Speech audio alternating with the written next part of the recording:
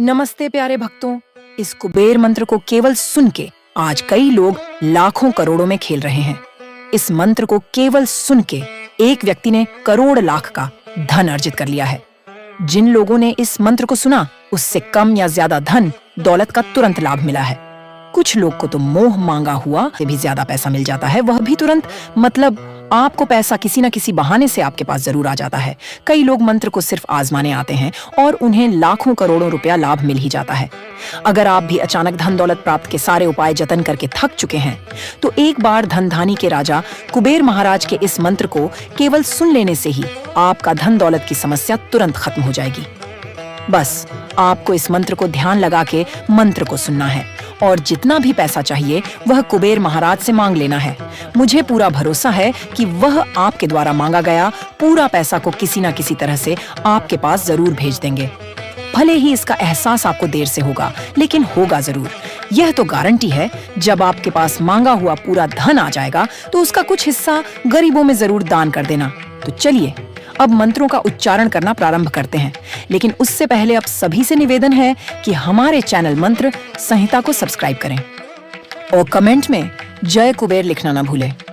मंत्र इस प्रकार है। ओम ह्रीं श्रीं क्रीं श्रीं कुबेराय अष्टलक्ष्मी मम ग्रहे धनं पुरय पुरय नमः। ओम ह्रीं श्रीं क्रीं श्रीं कुबेराय अष्टलक्ष्मी मम ग्रहे धनं पुरय पुरय नमः। ओम ह्रीं श्रीं क्रीं श्रीं कुबेराय अष्टलक्ष्मी मम ग्रहे धनं पुरय पुरय नमः। ओम ह्रीं श्रीं क्रीं श्रीं कुबेराय अष्टलक्ष्मी मम ग्रहे धनं पुरय पुरय नमः। ओम ह्रीं श्रीं क्रीं श्रीं कुबेराय अष्टलक्ष्मी मम ग्रहे धनं पुरय पुरय नमः। ओम ह्रीं श्रीं क्रीं श्रीं कुबेराय अष्टलक्ष्मी मम ग्रहे धनं पुरय पुरय नमः। ओम ह्रीं श्रीं क्रीं श्रीं कुबेराय अष्टलक्ष्मी मम ग्रहे धनं पुरय पुरय नमः। ओम ह्रीं श्रीं क्रीं श्रीं कुबेराय अष्टलक्ष्मी मम ग्रहे धनं पुरय पुरय नमः।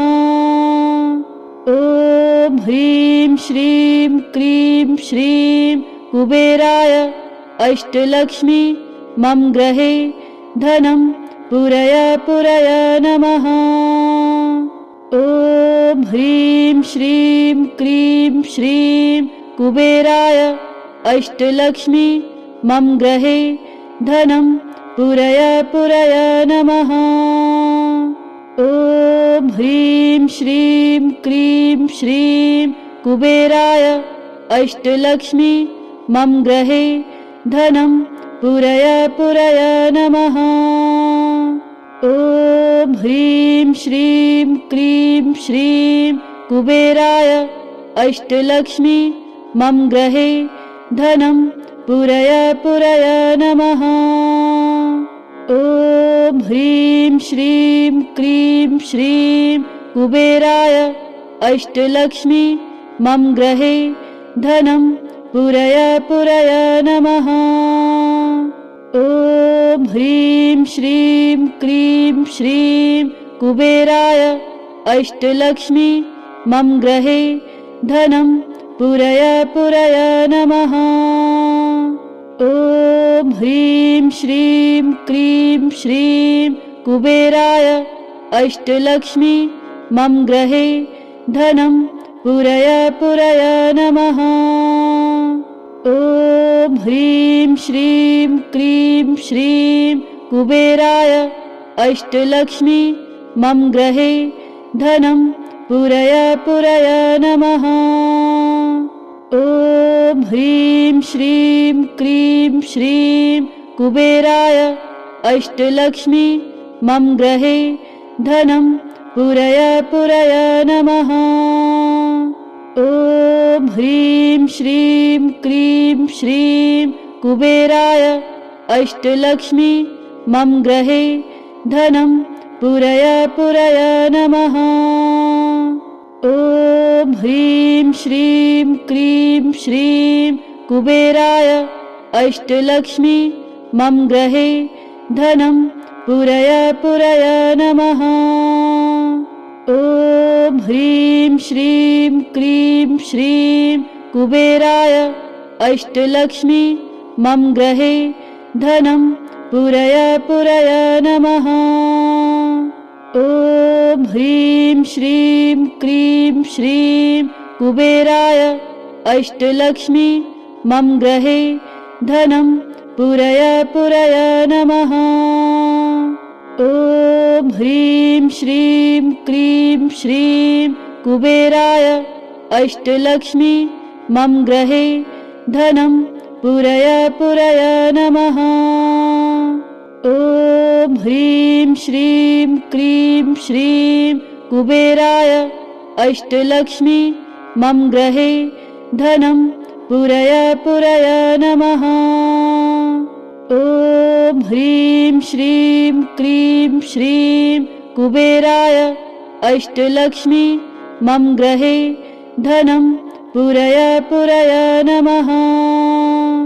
ॐ ह्रीं श्रीं क्रीं श्रीं कुबेराय अष्टलक्ष्मी मम गृहे धनं पुरय पुरय नमः।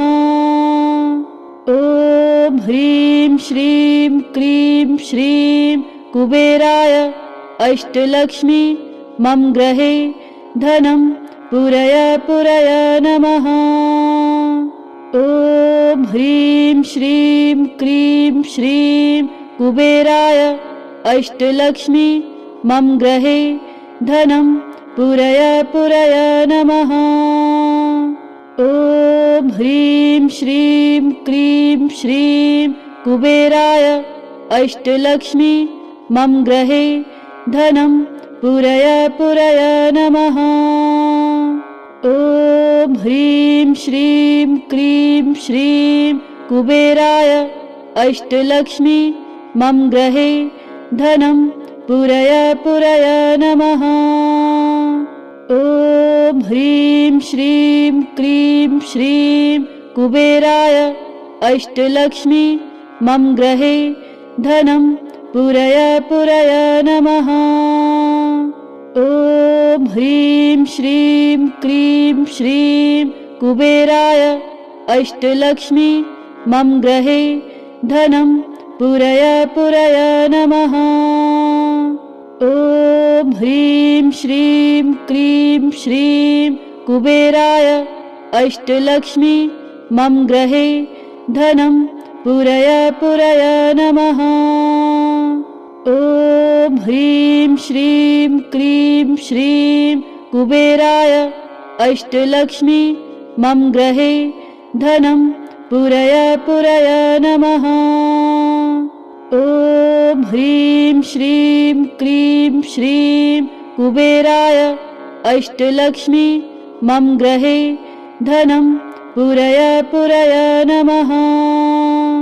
ॐ ह्रीं श्रीं क्रीं श्रीं कुबेराय अष्टलक्ष्मी मम गृहे धनं पुरय पुरय नमः। ॐ ह्रीं श्रीं क्रीं श्रीं कुबेराय अष्टलक्ष्मी मम गृहे धनं पुरय पुरय नमः। ॐ ह्रीं श्रीं क्रीं श्रीं कुबेराय अष्टलक्ष्मी मम गृहे धनं पुरय पुरय नमः। ॐ ह्रीं श्रीं क्रीं श्रीं कुबेराय अष्टलक्ष्मी मम गृहे धनं पुरय पुरय नमः। ॐ ह्रीं श्रीं क्रीं श्रीं कुबेराय अष्टलक्ष्मी मम गृहे धनं पुरय पुरय नमः। ॐ ह्रीं श्रीं क्रीं श्रीं कुबेराय अष्टलक्ष्मी मम गृहे धनं पुरय पुरय नमः। ॐ ह्रीं श्रीं क्रीं श्रीं कुबेराय अष्टलक्ष्मी मम गृहे धनं पुरय पुरय नमः। ॐ ह्रीं श्रीं क्रीं श्रीं कुबेराय अष्टलक्ष्मी मम गृहे धनं पुरय पुरय नमः। ॐ ह्रीं श्रीं क्रीं श्रीं कुबेराय अष्टलक्ष्मी मम गृहे धनं पुरय पुरय नमः। ॐ ह्रीं श्रीं क्रीं श्रीं कुबेराय अष्टलक्ष्मी मम गृहे धनं पुरय पुरय नमः। ॐ ह्रीं श्रीं क्रीं श्रीं कुबेराय अष्टलक्ष्मी मम गृहे धनं पुरय पुरय नमः। ॐ ह्रीं श्रीं क्रीं श्रीं कुबेराय अष्टलक्ष्मी मम गृहे धनं पुरय पुरय नमः। ॐ ह्रीं श्रीं क्रीं श्रीं कुबेराय अष्टलक्ष्मी मम गृहे धनं पुरय पुरय नमः। ॐ ह्रीं श्रीं क्रीं श्रीं कुबेराय अष्टलक्ष्मी मम गृहे धनं पुरय पुरय नमः। ॐ ह्रीं श्रीं क्रीं श्रीं कुबेराय अष्टलक्ष्मी मम गृहे धनं पुरय पुरय नमः। ॐ ह्रीं श्रीं क्रीं श्रीं कुबेराय अष्टलक्ष्मी मम गृहे धनं पुरय पुरय नमः। ॐ ह्रीं श्रीं क्रीं श्रीं कुबेराय अष्टलक्ष्मी मम गृहे धनं पुरय पुरय नमः। ॐ ह्रीं श्रीं क्रीं श्रीं कुबेराय अष्टलक्ष्मी मम गृहे धनं पुरय पुरय नमः। ॐ ह्रीं श्रीं क्रीं श्रीं कुबेराय अष्टलक्ष्मी मम गृहे धनं पुरय पुरय नमः। ॐ ह्रीं श्रीं क्रीं श्रीं कुबेराय अष्टलक्ष्मी मम गृहे धनं पुरय पुरय नमः। ॐ ह्रीं श्रीं क्रीं श्रीं कुबेराय अष्टलक्ष्मी मम गृहे धनं पुरय पुरय नमः। ॐ ह्रीं श्रीं क्रीं श्रीं कुबेराय अष्टलक्ष्मी मम गृहे धनं पुरय पुरय नमः। ॐ ह्रीं श्रीं क्रीं श्रीं कुबेराय अष्टलक्ष्मी मम गृहे धनं पुरय पुरय नमः।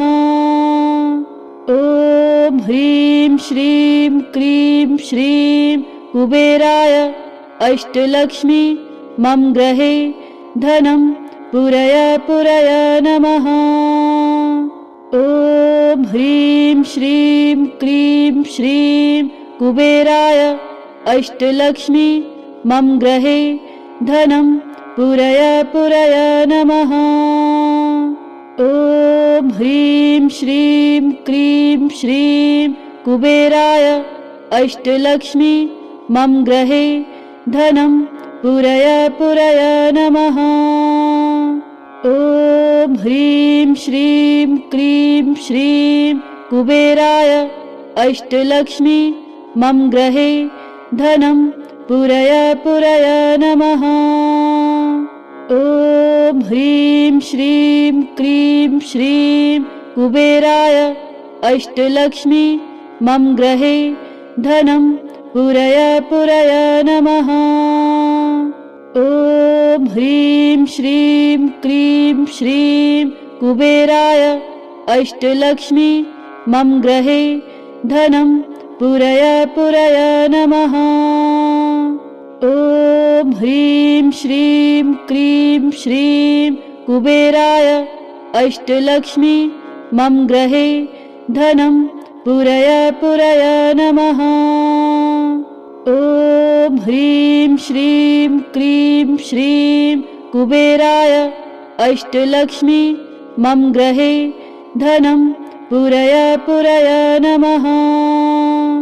ॐ ह्रीं श्रीं क्रीं श्रीं कुबेराय अष्टलक्ष्मी मम गृहे धनं पुरय नमः। ॐ ह्रीं श्रीं क्रीं श्रीं कुबेराय अष्टलक्ष्मी मम गृहे धनं पुरय नमः। ॐ ह्रीं श्रीं क्रीं श्रीं कुबेराय अष्टलक्ष्मी मम गृहे धनं पुरय नमः। ॐ ह्रीं श्रीं क्रीं श्रीं कुबेराय अष्टलक्ष्मी मम गृहे धनं पुरय नमः। ॐ ह्रीं श्रीं क्रीं श्रीं कुबेराय अष्टलक्ष्मी मम गृहे धनं पुरय नमः। ॐ ह्रीं श्रीं क्रीं श्रीं कुबेराय अष्टलक्ष्मी मम गृहे धनं पुरय नमः। ॐ ह्रीं श्रीं क्रीं श्रीं कुबेराय अष्टलक्ष्मी मम गृहे धनं पुरय नमः। ॐ ह्रीं श्रीं क्रीं श्रीं कुबेराय अष्टलक्ष्मी मम गृहे धनं पुरय नमः। ॐ ह्रीं श्रीं क्रीं श्रीं कुबेराय अष्टलक्ष्मी मम गृहे धनं पुरय नमः। ॐ ह्रीं श्रीं क्रीं श्रीं कुबेराय अष्टलक्ष्मी मम गृहे धनं पुरय नमः। ॐ ह्रीं श्रीं क्रीं श्रीं कुबेराय अष्टलक्ष्मी मम गृहे धनं पुरय नमः। ॐ ह्रीं श्रीं क्रीं श्रीं कुबेराय अष्टलक्ष्मी मम गृहे धनं पुरय नमः। ॐ ह्रीं श्रीं क्रीं श्रीं कुबेराय अष्टलक्ष्मी मम गृहे धनं पुरय नमः। ॐ ह्रीं श्रीं क्रीं श्रीं कुबेराय अष्टलक्ष्मी मम गृहे धनं पुरय नमः। ॐ ह्रीं श्रीं क्रीं श्रीं कुबेराय अष्टलक्ष्मी मम गृहे धनं पुरय नमः। ॐ ह्रीं श्रीं क्रीं श्रीं कुबेराय अष्टलक्ष्मी मम गृहे धनं पुरय नमः। ॐ ह्रीं श्रीं क्रीं श्रीं कुबेराय अष्टलक्ष्मी मम गृहे धनं पुरय नमः। ॐ ह्रीं श्रीं क्रीं श्रीं कुबेराय अष्टलक्ष्मी मम गृहे धनं पूरय नमः। ॐ ह्रीं श्रीं क्रीं श्रीं कुबेराय अष्टलक्ष्मी मम गृहे धनं पूरय नमः। ॐ ह्रीं श्रीं क्रीं श्रीं कुबेराय अष्टलक्ष्मी मम गृहे धनं पूरय नमः। ॐ ह्रीं श्रीं क्रीं श्रीं कुबेराय अष्टलक्ष्मी मम गृहे धनं पूरय नमः। ॐ ह्रीं श्रीं क्रीं श्रीं कुबेराय अष्टलक्ष्मी मम गृहे धनं पूरय नमः। ॐ ह्रीं श्रीं क्रीं श्रीं कुबेराय अष्टलक्ष्मी मम गृहे धनं पूरय नमः। ॐ ह्रीं श्रीं क्रीं श्रीं कुबेराय अष्टलक्ष्मी मम गृहे धनं पूरय नमः। ॐ ह्रीं श्रीं क्रीं श्रीं कुबेराय अष्टलक्ष्मी मम गृहे धनं पूरय नमः।